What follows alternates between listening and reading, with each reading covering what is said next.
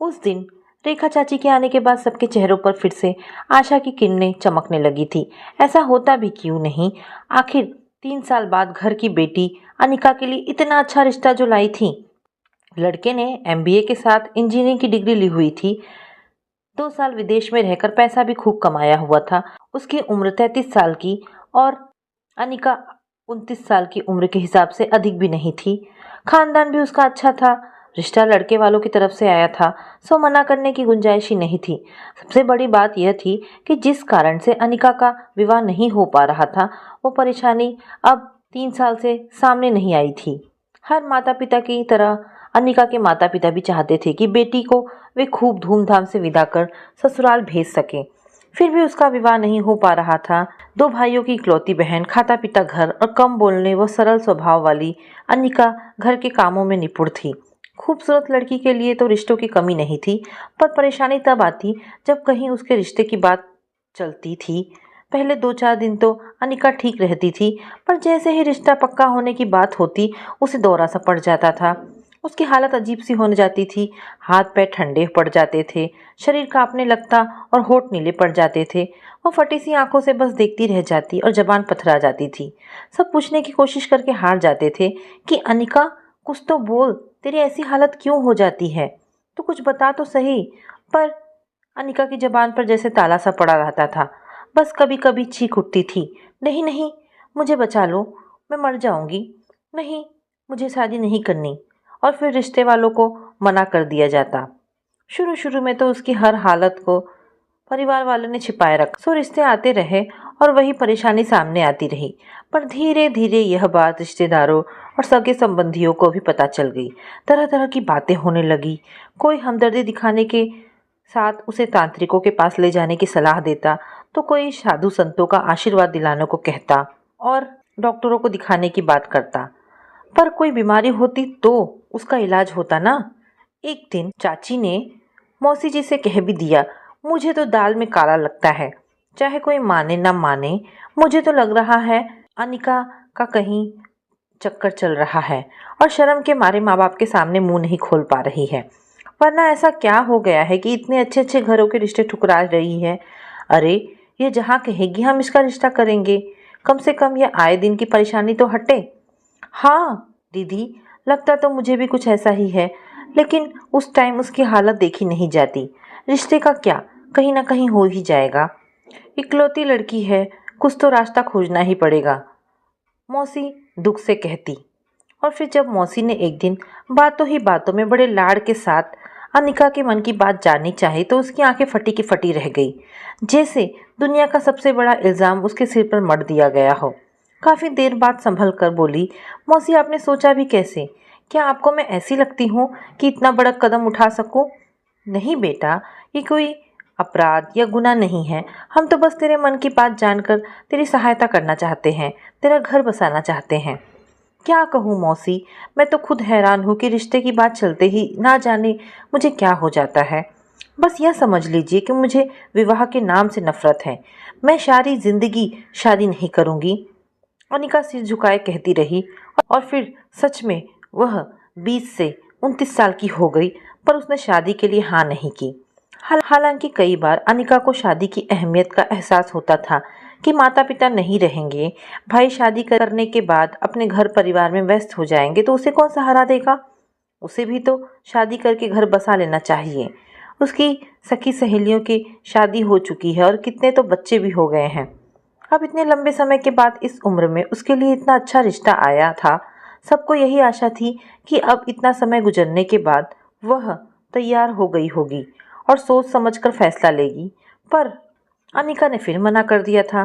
पूरे सप्ताह तो इसी उधेड़-बुन में लगी रहती और आखिर में उसे यही लगा कि शादी का रिश्ता संभालने में वह असफल रहेगी। उस रात वह जी भरकर रोई। इन सब बातों में उसका दोष सिर्फ इतना ही था कि उसे लगता था कि वह किसी की जिंदगी में शामिल होकर उसे कोई खुशी देने के लायक नहीं है। रात भर अनेक विचार उसके दिमाग में आते जाते रहे और सुबह उसे फिर से दौरा पड़ गया था। माँ ने अनिका के सिर में नारियल के तेल की मालिश की थी, उसे बादाम का दूध पिलाया था। दोनों भाई बार बार उसे आकर देख जाते।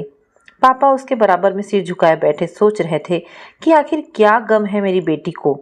कोई कमी नहीं है, सब लोग उसे इतना प्रेम करते हैं, फिर कौन सा गम है जो इसे अंदर ही अंदर खाए जा रहा है। पर अनिका के होठों पर फैली उस फीकी सी मुस्कान का राज कोई नहीं समझ सका, जिसने उसके वजूद को ही टुकड़े टुकड़े कर दिया था। अनिका ने बहुत कोशिश की थी खुद को बहलाने की, अकेली जिंदगी के कड़वे सच का आईना खुद को दिखाने की, लेकिन हर बार मायूसी उसके हाथ लगी थी। पलंग पर लेटी आंखें छत पर जमाए वह अतीत की गलियों से गुजर रही थी कि भाई मनोज की आवाज़ पर ध्यान गया, जिसने गुस्से में पहले गमले को ठोकर मारी, फिर अंदर आकर माँ से बोला, माँ आप पापा को समझा दीजिए, उन्हें कुछ तो सोचना चाहिए कि वे कहाँ बोल रहे हैं। हमें कहीं भी डांटना गाली देना शुरू कर देते हैं, हमारी इज्जत का उन्हें तनिक भी ख्याल नहीं। अब हम बच्चे तो नहीं रहे ना। माँ ने हड़बड़ाते हुए किचन से आकर मनोज की ओर प्रश्नवाचक निगाहों से देखा तो उसने मन ही मन भड़ास निकाल दी। 18 साल का मनोज माँ से अपने पापा के व्यवहार की शिकायत कर रहा था और माँ मौके की नजाकत भागकर बेटे को समझा रही थी। बेटा मैं तुम्हारे पापा से बात करूंगी कि इस बात का ख्याल रखें। वैसे बेटा तुम यह तो समझते ही हो कि वे तुमसे कितना प्यार करते हैं, तुम्हारी हर फरमाइश भी पूरी करते हैं। अब गुस्सा आता है तो वे खुद को रोक नहीं पाते। यही कमी है उनमें कि ज़रा ज़रा सी बात पर गुस्सा करना उनकी आदत बन गई है। तुम उसे दिल पर मत लिया करो। रहने दो माँ, पापा को हमारी कोई चिंता है नहीं है, कभी भी कहीं भी हमारी बेइज्जती कर देते हैं, दोस्तों के सामने ही कुछ भी कह देते हैं। तब यह कौन देख रहा है कि वे हमें कितना प्यार करते हैं, लोग तो हमारा मजाक बनाते ही हैं। मनोज अभी भी गुस्से से भनभना रहा था और उसकी माँ कुसुम माथा पकड़कर बैठ गई। मैं क्या करूँ, तुम लोग तो मुझे सुनाकर चले जाते हो, पर मैं किससे कहूँ। तुम क्या जानो, अगर तुम्हारे पापा के पास कड़वे बोल ना होते तो दुख किस बात का था। उनकी ज़बान ने मेरे दिल पर जो घाव लगा रखे हैं वे अभी तक भरे नहीं हैं और आज तुम लोग भी उसका निशाना बनने लगे हो। मैं तो पराई बेटी थी, उनका साथ निभाना था, सो सब झेल गई। पर तुम तो हमारे बुढ़ापे की लाठी हो, तुम्हारा साथ छूट गया तो बुढ़ापा काटना मुश्किल हो जाएगा। काश मैं उन्हें समझा सकती। तभी पर्दे के पीछे सहमी खड़ी अनिका धड़कते दिल से माँ से पूछने लगी, माँ क्या हुआ, भाई को गुस्सा क्यों आ रहा था। नहीं बेटा कोई बात नहीं, तुम्हारे पापा ने उसे डांट दिया था ना, इसलिए कुछ नाराज था। माँ पापा से कुछ मत कहना, बेकार में झगड़ा शुरू हो जाएगा। डर से पीली पड़ी अनिका ने धीरे से कहा, तू बैठ एक तरफ। पहले से ही भरी बैठी कुसुम ने कहा, उनसे बात नहीं करूंगी तो जवान बेटों को भी गवा बैठूंगी। क्या कर लेंगे, चीखेंगे चिल्लाएंगे, ज़्यादा से ज़्यादा मार डालेंगे ना, देखूंगी मैं भी। आज तो निर्णय होने ही दे, उन्हें सुधरना ही पड़ेगा। कुसुम जब से विवाह कर आई थी उन्होंने सुख महसूस नहीं किया था। वैसे तो घर में पैसे की कमी नहीं थी, ना ही अजय जी का चरित्र खराब था। बस कमी थी ये कि उनकी जबान पर उनका नियंत्रण नहीं था। जरा जरा सी बात पर टोकना और गुस्सा करना उनकी सबसे बड़ी कमी थी और इसी कमी ने कुसुम को मानसिक रूप से बीमार कर दिया था। वे तो यह सब सहते सहते थक चुकी थी। अब बच्चे पापा की तानाशाही के शिकार होने लगे हैं। बच्चों को बाहर खेलने में देर हो जाती तो वहीं से गालियां देते और पीटते घर लाते। उनके पढ़ने के समय कोई मेहमान आ जाता तो सबको एक कमरे में बंद कर यह कहते हुए बाहर से ताला लगा देते, देखो इधर ताक झाँक करके समय बर्बाद किया तो टांगे तोड़ दूंगा। 1 घंटे बाद सबसे सुनूंगा कि तुम लोगों ने क्या पढ़ा है, फिर चुपचाप पढ़ाई में मन लगाओ। उधर कुसुम उस डांट का असर कम करने के लिए बच्चों से नरम व्यवहार करती और कई बार उनकी गलत मांगों को भी चुपचाप पूरा कर देती थी। पर आज तो उन्होंने सोच रखा था कि अजय जी को समझा कर ही रहेंगी कि जब बाप का जूता बेटे के पैर में आने लगे तो उससे दोस्त जैसा व्यवहार करना चाहिए, वरना कल औलाद ने पलटकर जवाब दे दिया तो क्या इज्जत रह जाएगी। औलाद भी हाथ से जाएगी और पछतावे के सिवा कुछ नहीं मिलेगा। अपने विचारों में कुसुम ऐसी डूबी कि पता ही नहीं चला कि कब अजय जी घर आ गए। घर अंधेरे में डूबा था। उन्होंने खुद बत्ती जलाई और उनकी जुबान चलने लगी। किसके बाप के मरने का मातम मनाया जा रहा है जो रात तक बत्ती भी नहीं जलाई गई। अनिका कहाँ है, तू ही यह काम कर दिया कर, इन गधों को तो कुछ होश ही नहीं रहता। फिर उन्होंने तिरछी नज़रों से कुसुम को देखा, और तुम्हें किस काम का होश है या नहीं, चाय पानी भी पिलाओगी या नहीं। अनिका तू ही पानी ले आ। उधर अनिका माँ की आड़ में छिपी थी। उसका दिल आज होने वाले झगड़े के डर से कांप रहा था। फिर भी उसने किसी तरह पापा को पानी लाकर दिया। पानी पीते उन्होंने अनिका से पूछा, इन रानी साहिबा को क्या हुआ? अनिका के मुंह से बोल नहीं फूटे तो हाथ के इशारे से मना किया, पता नहीं। वे दोनों नवाबजादे कहाँ हैं? पापा बड़े भैया का आज मैच था, वे अभी नहीं आए हैं और छोटा किसी दोस्त के यहाँ नोट्स लेने गया है। किसी अनिष्ट की आशंका मन में पाले अनिका डरते डरते कह रही थी। ये सुअर की औलाद सोचते हैं कि बल्ला घुमा घुमा कर धोनी बन जाएंगे और दूसरा नोट्स का बहाना कर कहीं आवारागर्दी कर रहा है। सब जानता हूँ। अजय जी की आंखें शोले बरसाने को तैयार थी। बस इसी अंदाज पर कुसुम कुड़कर रह जाती थी। उनकी आत्मा तब और छलनी हो जाती जब बच्चे पापा की इस जाति का दोष भी उनके सिर पर मढ़ देते कि माँ, अगर आपने शुरू से ही पापा को टोका होता या उनका विरोध किया होता तो आज यह नौबत ही नहीं आती। मगर वे बच्चों को कैसे समझाती? यहाँ तो पति के विरोध में बोलने का मतलब होता है उल्टा कुलक्षणी कहलाना। वे तब उस इंसान की पत्नी बनकर आई थी जब पुरुष अपनी पत्नियों को किसी काबिल नहीं समझते थे। घर में उनकी कोई अहमियत नहीं होती थी, न ही बच्चों के सामने उनकी इज्जत की जाती।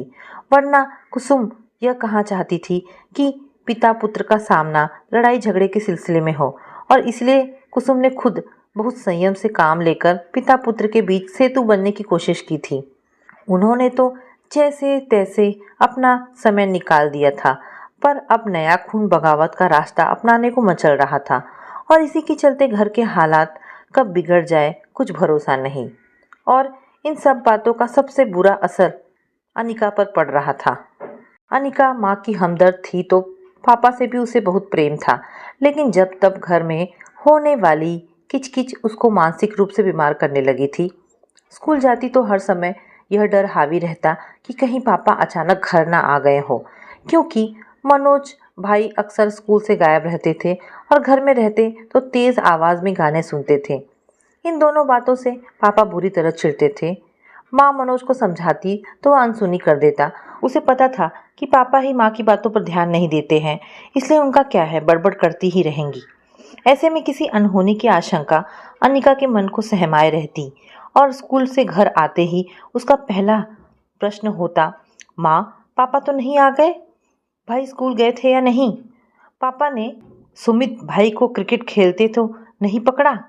पापा ने सुमित भाई को क्रिकेट खेलते तो नहीं पकड़ा? दोनों भाइयों में झगड़ा तो नहीं हुआ? माँ उसे परेशानी में देखती तो कह देती थी, क्यों तू हर समय इन्हीं चिंताओं में जीती है? अरे घर है तो लड़ाई झगड़े होंगे ही, तुझे तो बहुत शांत होना चाहिए। पता नहीं तुझे आगे कैसा घर वर मिले। मगर अनिका खुद को इन बातों से दूर नहीं रख पाती और हर समय तनावग्रस्त रहते रहते ही वह स्कूल से कॉलेज में आ गई थी। और आज फिर वह दिन आ गया था जो किसी आने वाले तूफान का संकेत दे रहा था। भाई मनोज का मुकदमा माँ की अदालत में था। माँ पिताजी दोनों की चुप्पी आने वाले तूफान का संकेत दे रही थी। किसी भी क्षण झगड़ा होने वाला था। इसलिए अनिका फिर पापा की ओर बढ़कर बोली, पापा आप हाथ मुंह धोएं, मैं चाय बनाती हूँ। किचन में जाकर भी अनिका का मस्तिष्क उलझा रहा। पापा काम से थके हारे आते हैं, ये बातें तो बाद में भी हो सकती है। भाई सुमित मनोज भी अब बड़े हैं, उन्हें अपनी जिम्मेदारियां समझनी चाहिए।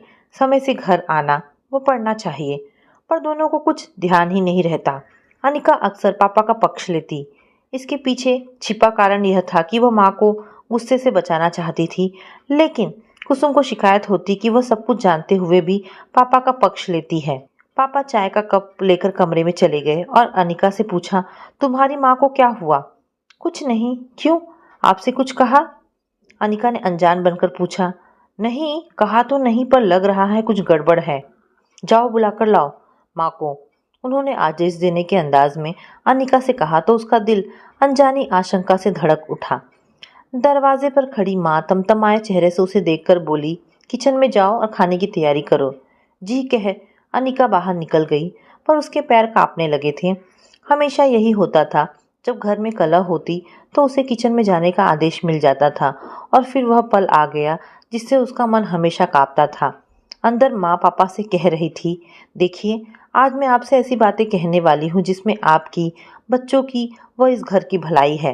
ये समझ लीजिए कि घर के इस माहौल ने अनिका की जिंदगी पर गहरा असर डाला है। आपने हमेशा एक तानाशाह बनकर घर पर राज किया है। मुझे बराबरी का दर्जा देना तो दूर, आपने हमेशा अपने पैर की जूती समझा है।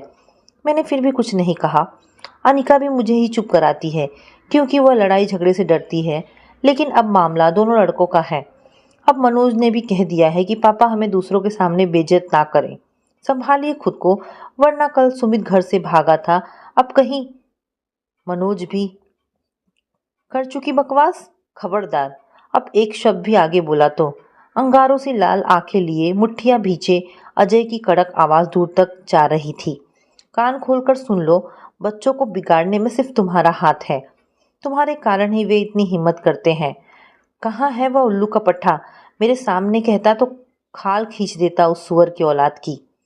गाली देने से झूठ सच नहीं हो जाता। तुम्हें बदलते वक्त का अंदाजा नहीं।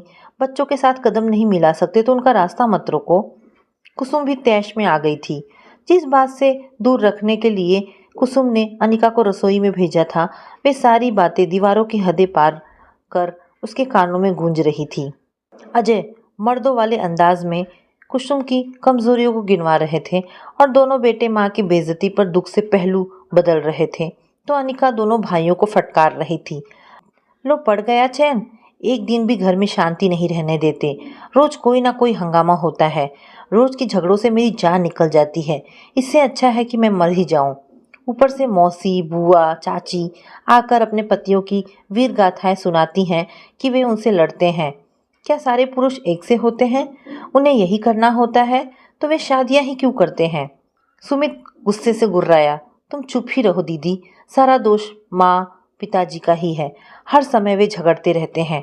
पापा तो सारी उम्र हमें बच्चा ही समझते रहेंगे। जब मन में आया डांट दिया, जब मन आया गाली दे दी। उधर माँ की तेज आवाज आने पर अनिका माँ की ओर बढ़ी।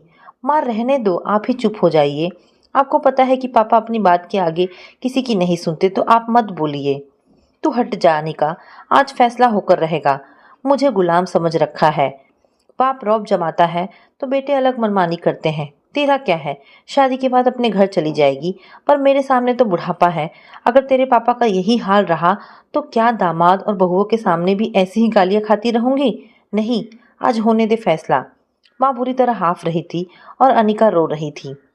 मनोज बोला, क्यों रोती हो? हम बच्चे तो नहीं कि हर बात को सही मान ले। अनिका चिल्लाई, देखा सुमित, सारा झगड़ा इसी का शुरू किया है। बित्ते भर का है और माँ बाप का मुकाबला कर रहा है। दीदी चुप हो जाओ, नहीं तो बहुत बुरा हो जाएगा। मनोज लाल पीला होकर बोला। सुमित भी तमक उठा। दिमाग फिर गया है तुम लोगों का। उधर वे लड़ रहे हैं, इधर तुम। कोई मानने को तैयार नहीं है। आप माने थे? मनोज ने पलटवार किया तो सुमित उसे मारने दौड़ा। उसी समय अंदर से कुछ टूटने की आवाज आई। अनिका दौड़कर अंदर गई तो देखा पापा हाथ में क्रिकेट का बैट लिए शोकेस पर तड़ातड़ मार रहे हैं। मनोज द्वारा पॉकेट मनी जोड़कर खरीदा गया सीडी प्लेयर और सारी सीडी जमीन पर पड़ी धूल चाट रही थी। शोपीस टुकड़े टुकड़े होकर बिखरा पड़ा था। अनिका हाथ जोड़कर बोली, पापा प्लीज शांत हो जाए। लेकिन अजय जी की जबान को लगाम कहाँ थी। गालियों पर गालियां देते चीख रहे थे, तू हट जा, एक एक को देख लूंगा। बहुत खिलाड़ी हैं, गवैये बने फिरते हैं, पर मैं ये नहीं होने दूंगा। इनको सीधा कर दूंगा या जान से मार डालूंगा। सुमित का जवान खून भी उबाल खा गया। हाँ हाँ मार डालिए, रोज रोज के झगड़ों से तो अच्छा ही है। कुसुम और अनिका ने मिलकर सुमित को बाहर ढकेलना चाहा और मनोज ने बाप को पकड़ा, पर कोई बस में नहीं आ रहा था। अनिका ने घबराकर इधर उधर देखा तो बहुत सारी आंखें उनकी खिड़कियों से झांक रही थी और कान दरवाजे से चिपके हुए थे। बस यही वह समय था जब अनिका का सिर चकराने लगा। उसे लगा कि वह घरे पाताल में धंसती जा रही है, जहाँ न उसे माँ की बेबसी का होश था, न पापा के गुस्से का और न भाइयों की बगावत का। अनिका को होश आया तो सारा माहौल बदला हुआ था। पापा सिर झुकाए सिरहाने बैठे थे। माँ पल्लू से आंखें पोंछ रही थी। पापा का गुस्सा तो साबुन के बुलबुलों की तरफ बैठ गया था, पर माँ कुसुम आज मौके का फायदा उठाकर फिर बोल उठी थी। जवान बच्चों के लिए आपको अपनी आदतों और कड़वाहटों पर काबू पाना चाहिए, ये नहीं कि घर में घुसते ही हुक्म देना शुरू कर दे। सुमित ने उन्हें चुप कराया। माँ बस भी करो, देख नहीं रही हैं अनिका दीदी की हालत। अजय जी अनिका की हालत देख खामोश और शर्मिंदा थे, तो माँ बेटों की तकरार चालू थी। सब एक दूसरे को दोष दे रहे थे। पापा का कहना था कि अगर बच्चों पर लगाम ना कसो तो वे बेकाबू हो जाएंगी। बच्चों का कहना था पापा हमें हर बात पर बस डांटते हैं। घर से बाहर रहो तो घर में रहने का आदेश, घर पर रहो तो टोका टोकी, गाने सुने तो हमें भांड बनाने लगते हैं, दोस्तों के साथ खेले तो उसे आवारागर्दी कहते हैं। हम तो यहाँ बस माँ के कारण चुप हैं, वरना। कुसुम बेटों को चुप करा ही रही थी। चुप रहो, जवान हो गए हो तो इसका मतलब ये नहीं कि पापा के सामने जबान खोलो। सब मिलकर अनिका को एहसास दिलाना चाह रहे थे कि कोई किसी का दुश्मन नहीं है। हाँ, झगड़े तो होते ही रहते हैं। देखो, तुम्हें तकलीफ हुई तो सब तुम्हारी चिंता में बैठे हैं। माँ ने अनिका के बाल सहलाए।